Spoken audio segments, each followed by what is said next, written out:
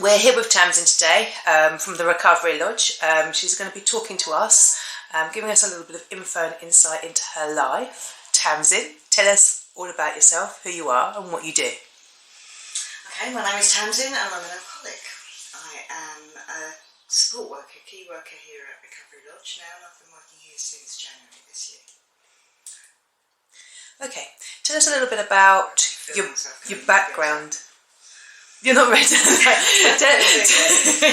us a little bit about your background, your journey to here. How did you get here? Okay, so I realised I was an alcoholic about 6 or 7 years ago, or I realised I had a problem with alcohol. And I went to see my GP and I tried a bunch of different methods to stop drinking, and none of them worked, and I got worse and I got worse, and I ended up being very, very ill, physically and emotionally. And by great coincidence, the will of God, whatever you want to call it, I found the Recovery Lodge online and I put myself in and came for 3 weeks the first time. And I came for 3 weeks and I did what a lot of people do, and I got better because I was removed from drink and I was supported and I was looked after and I was cared for, and I walked out thinking, I've got this, I can do this. And that's when I discovered the true nature of addiction and the disease that I've got, because I couldn't stay sober on my own, even knowing everything that I did. And so I ended up coming back, and this time I understood what I was facing and I was able to learn what Recovery Lodge were offering me. And I've now been sober for 2.5 years. I'm a committed member of AA. I couldn't live my life without my friends and fellow members of AA.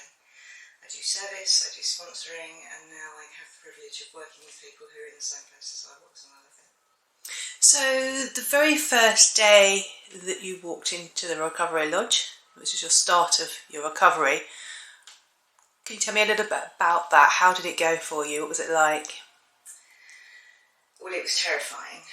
It was terrifying on a number of levels. I mean, firstly, you never understand, nobody ever grows up wanting to be an alcoholic and spends a few weeks in a rehab. I didn't know what to expect. I was physically very unwell. I weighed about 8 stone at the time. I hadn't had a proper meal in months. I drank 24/7, that was my pattern. I couldn't feel my hands and feet because of the nerve damage that alcohol had done, so I walked very badly, and I was really frightened. I was frightened of what was going to happen to me, but I was also frightened of this idea that I might have to not drink anymore, because drinking had been my way of dealing, or not dealing with life. It was my way of getting away from everything that I was frightened of, and the idea that I had to give up that life and didn't know how to live without it was really frightening. Okay, so then moving forwards, you spent your first few days here. What was the therapy like? What did you do on a daily basis that helped you get through? So to begin with, I was medicated, which helped me with the physical withdrawal. And, you know, the staff here were lovely and really supportive and really understood what I was going through. So that made me feel quite safe. And I'll be honest, the first few days are blurry, and you just follow people around and eat what's put in front of you and sleep a lot and just march through. But as I got into the rhythm of being here, I got some structure back in my life, which was really nice, both on a practical level of eating regularly and sleeping regularly and those sorts of things. But also we go down, so 9 o'clock in the morning we all do a meditation together, and then at 10 o'clock we go into group therapy, and that was terrifying to begin with, you know, the idea of sitting with a bunch of people and telling them all about me, because I really didn't think very much of myself. And it was hard sometimes to do that, and to be honest, which is what you have to do to get the most out of it. But again, the counsellors here are in recovery themselves. They understand what it's like, and they're very, very skilled at helping us and supporting us to talk about things that we need to talk about. And you start very slowly to trust the process and trust the people around you, and you get very close to the people in the house with you, actually, because you're talking about some really quite intimate stuff.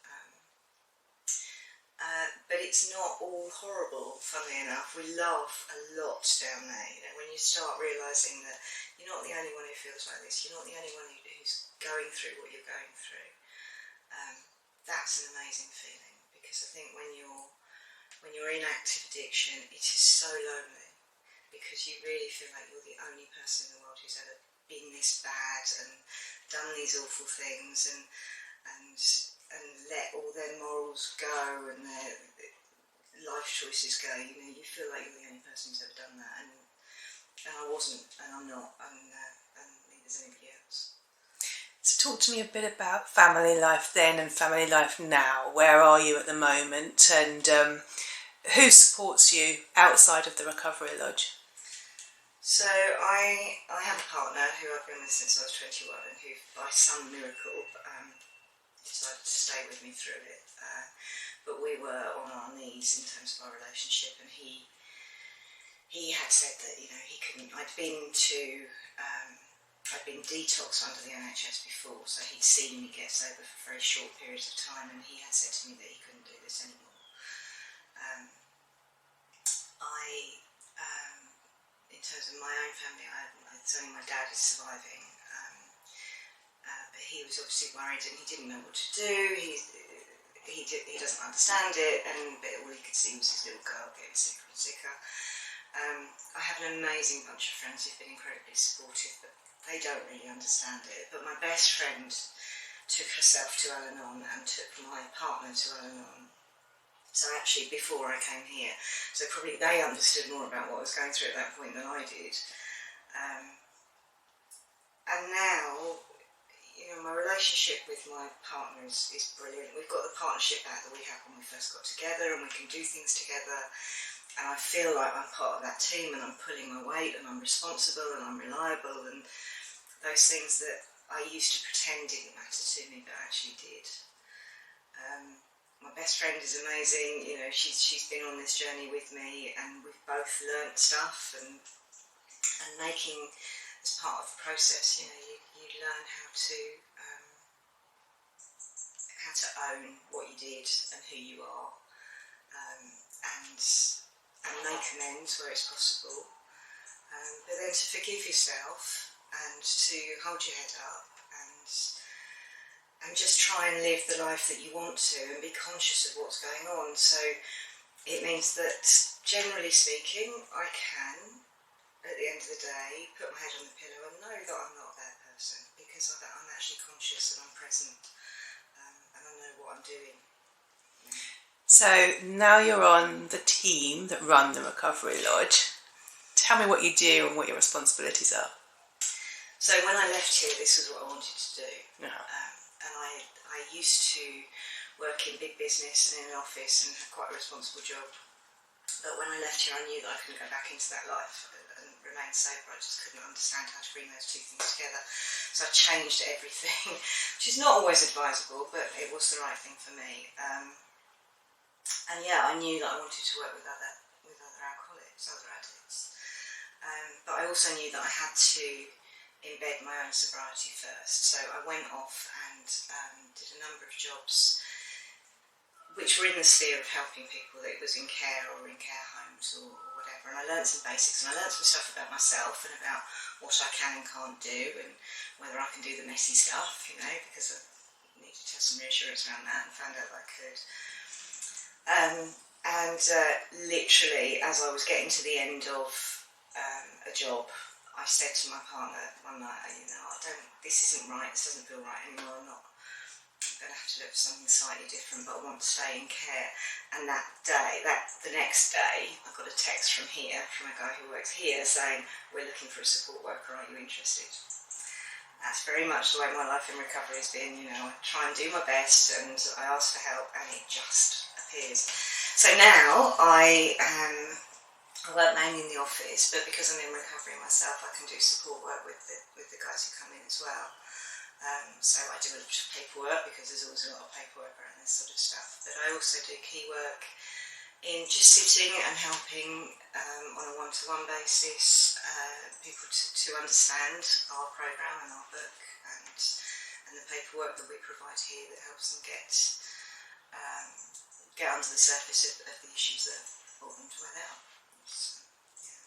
So now we've gone over the past and we've come up to the present. How about the future? What does the future lie for you? What do you want to see ahead?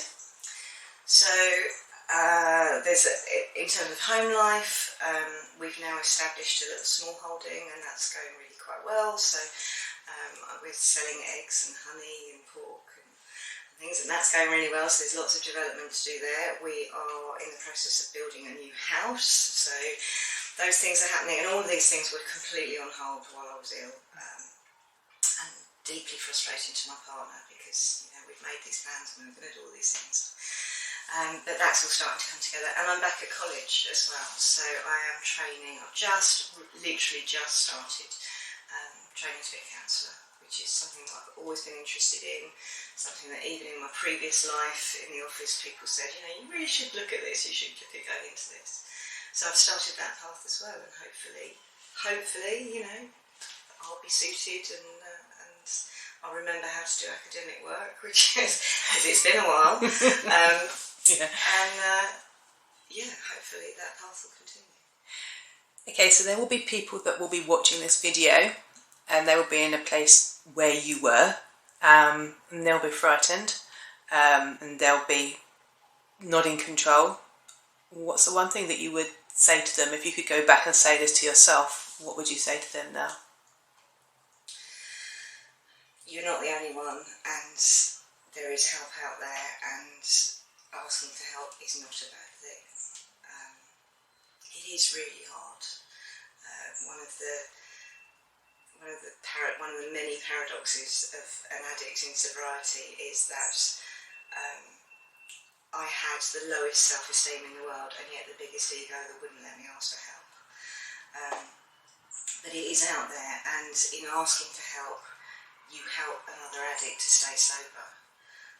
We love passing on what we've got. We can't keep it if we don't. So ask for help.